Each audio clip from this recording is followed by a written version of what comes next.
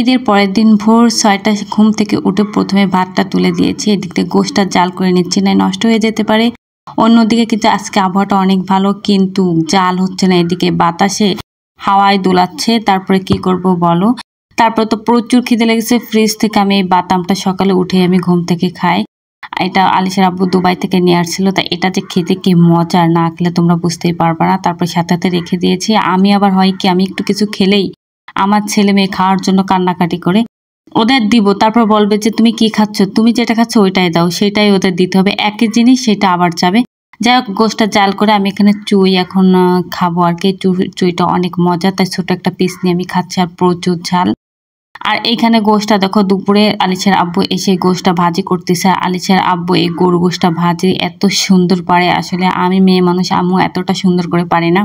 আবারও দুপুরে প্রচুর খিদে লেগেছে, তাই ভাবলাম একটা আম খেয়ে শরীরে এনার্জিটা বাড়িয়ে নিই। তাই একটা আম খেলাম। আমটা কিন্তু অনেক বেশি মজার ছিল। আর এই গোশ ভাজিটা দিয়ে ভাত, মানে আমি ভিডিওটা প্রথমে করতে ভুলে গিয়েছিলাম। আমি সেইটা ভিডিও না করলে হবেই না, মানে এত মজার হয়েছে এই গোশ ভাজিটা। আর কে কে কোন জেলায় এরকম গোশ ভাজি করে খাও অবশ্যই কমেন্ট করে কিন্তু আমাকে জানাবে। আর এইদিকে আমার বড় মেয়ে তো ঈদ চলে আসছে, মানে এখন সবাই বড় লোক, কারণ সবার কাছে টাকা থাকে। দেখো গুনাগুনি শুরু করে দিয়েছে, কে কত দিয়েছে, কয় টাকা হয়েছে। এবার বলে ওর টাকা অনেক কম হয়েছে। যাই হোক, ও বলতেছে আর গুনতেছে, এই টাকা দিছে, ওর আব্বু কয় টাকা দিছে, তারপর ফুপ্পিরা কয় টাকা দিছে, দাদু কয় টাকা দিছে, এটা হিসাব করতেছে। তারপর আমার বলতেছে যে আজকে যেন এই ঈদের টাকা অনেক কম হয়েছে, এত কম হলো কেন বুঝতেছি না। তারপর নানুর বাসায় যে টাকা উঠাবে, কে কত দিবে, সেই হিসেবগুলো করতেছে, আর আমাকে বকাবকি করতেছে যে। তারপর বললাম হ্যাঁ আমাদের টাকা আছে। যাই হোক, আমার বকাবকি করে নিজের টাকাগুলো সুন্দর করে রেখে দিল। এইদিকে বিকাল হয়েছে, বিকালে একটু ঘুরতে বের হলাম, যেহেতু ছেলে মেয়ে বলছে যে ঘুরতে যাব। তখন আলিশার আপু বললো যে চলো তাহলে আমরা একটু ঘুরে আসি। তারপরে আমি জিজ্ঞাসা করলাম তুমি কি খাবে, ও বলছে আইসক্রিম খাবে। তাই আমরা সামনের দিকে হাঁটতে হাঁটতে যাচ্ছি। আর আমরা বর্তমানে আছি এটা বাস স্ট্যান্ড, এটা দৌলতপুর বাস স্ট্যান্ডে আমরা এখানে আছি, হাঁটতে হাঁটতে যাচ্ছি সামনের দিকে। বিএল কলেজের সামনে যাবো, এখানে খুব সুন্দর একটা আইসক্রিমের দোকান এইটা। আর এই ভাইয়ের মেয়ে কিন্তু আমার মেয়ের সঙ্গে একই সাথে পড়ে, তাই অনেক কথা বলতেছিলাম। যাই হোক, আইসক্রিম সবাইকে দিল আর কি। আর আমার ছেলে মেয়ে আমরা যেটা খাবো ও সেটা খাবে, ওদের একটু আলাদা দিলে ও নেবে না, আমরা যেটা খাবো ওইটাই দিতে হবে ওদের। তারপর আমরা সবাই একটু আইসক্রিম খেলাম। আইসক্রিমটা খেয়ে না অনেক বেশি ভালো লাগতেছে, শরীরের ভিতর ঠান্ডা ঠান্ডা ভাব লাগতেছে, কারণ প্রচুর গরম লাগতেছিল। তারপর আজকে দেখতেছি রাস্তায় তেমন একটা লোকজন নেই। তারপর আমরা আবার চলে যাব, এদিকে যাব, আরংঘাটায় যাব একটু। তারপর ওরা দেখি অনেক দৌড়াদৌড়ি খেলাধুলা করছে। ওর আলিশার আব্বু অনেক টেনশনে ছিল যদি রাস্তায় চলে যায় দৌড়াতে দৌড়াতে, তাই বলছে তোমরা অনেক দৌড়াদৌড়ি করে না।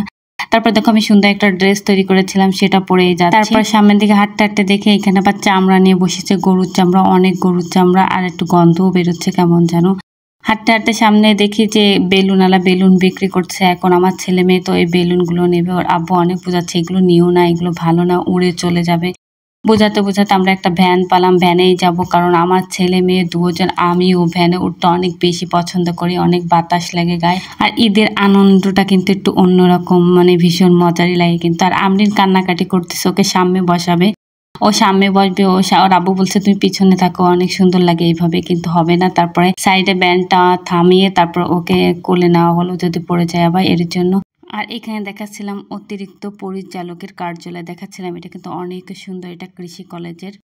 যাই হোক, তারপর আমরা এই দেখো আরংঘাটা ঈদগাহ অনেক সুন্দর করে কিন্তু সাজিয়েছে, দেখতে পাচ্ছ এখন কত সুন্দর লাগতেছে।